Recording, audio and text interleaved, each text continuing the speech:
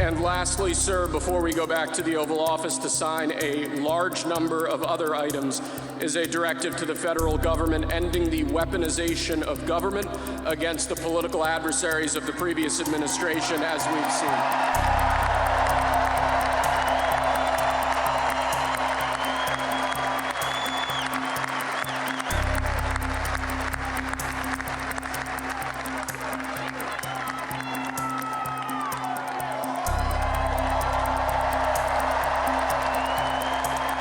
Thank you very much, sir. Number of reasons. Number one, they were in there for 3.5 years, a long time. Right. And in many solitary confinement, treated like nobody's ever been treated so badly. They were treated like the worst criminals in history. And you know what they were there for? They were protesting the vote because they knew the election was rigged and they were protesting the vote. And that should be allowed to protest a vote.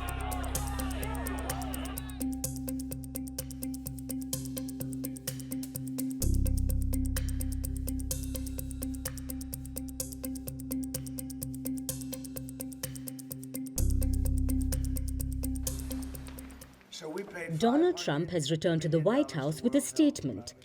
In a sweeping move, the 47th President of the United States pardoned nearly 1,500 individuals on Monday. President Trump pardoned those charged in the January 6, 2021 Capitol Hill riots.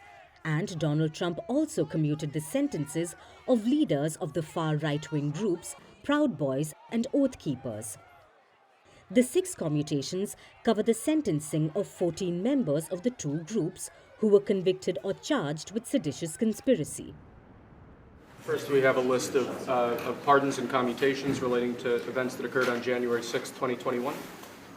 Okay, and how many people is this? I think this order will apply to approximately 1,500 people, sir. So this is January 6th. These are the hostages.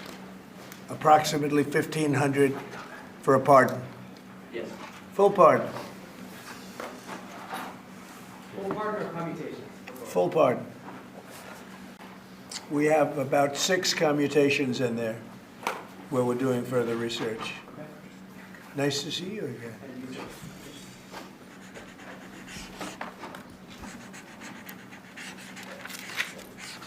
So this is a big one. Anything you want to explain about this? We hope they get them. We hope they come out tonight, frankly. They're expecting it. Approximately 1,500 people. Six commutations. The commutations show that Donald Trump has the back of the Capitol Hill rioters who stormed the building after the Republican lost to Joe Biden in the 2020 election. This was Donald Trump's way of political vendetta. While the incoming president pardoned his loyalists and the Democrats cried injustice, it was actually outgoing President Joe Biden who went on a pardoning spree. In his last moments in the White House, Joe Biden pardoned 5 members of his family, including his brothers James and Francis, Sarah, the wife of James, Biden's sister Valerie, and her husband John. Joe Biden justified the pardons by claiming that his family was being subjected to threats and attacks ever since Donald Trump won the presidential race.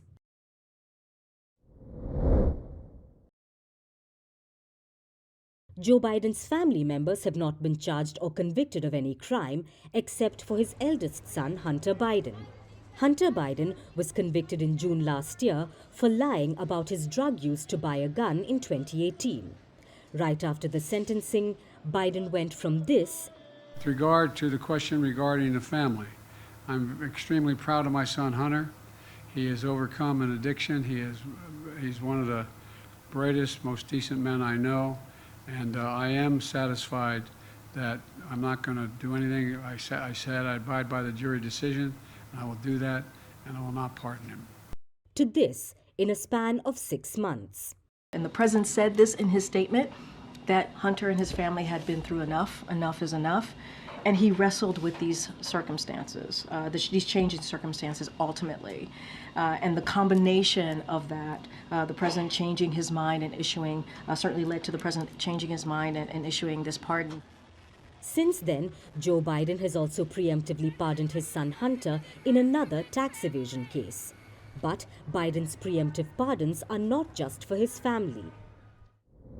It also includes members of the January 6th Capitol riots investigative committee, the former chair of the Joint Chief of Staff's General Mark Milley, and Dr. Anthony Fauci, who was the COVID-19 response chief in the Biden administration.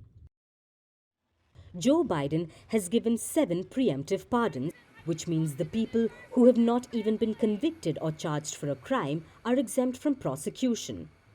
Preemptive pardons are legal in the United States, but they don't protect from future crimes from the date the pardon was signed, or from non-federal charges, or from civil lawsuits.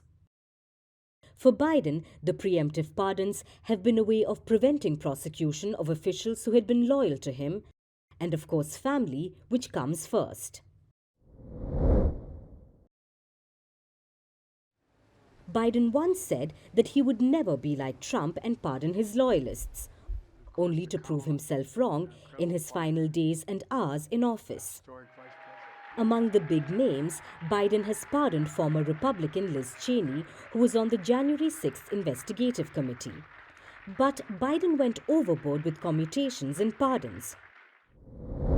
In fact, Joe Biden has handed out the highest number of pardons for a president in the history of the country. Behind him are Andrew Johnson, Franklin D. Roosevelt, Woodrow Wilson, Harry Truman, and Barack Obama. Though out of the more than 8,000 pardons, Biden pardoned around 6,000 convicts who had charges of marijuana possession. However, it doesn't take away from the fact that Joe Biden will go down in history as the president who gave out the most pardons from the White House, including in his final 30 minutes in the Oval Office, where he frantically preemptive pardoned his family right before Donald Trump made his return.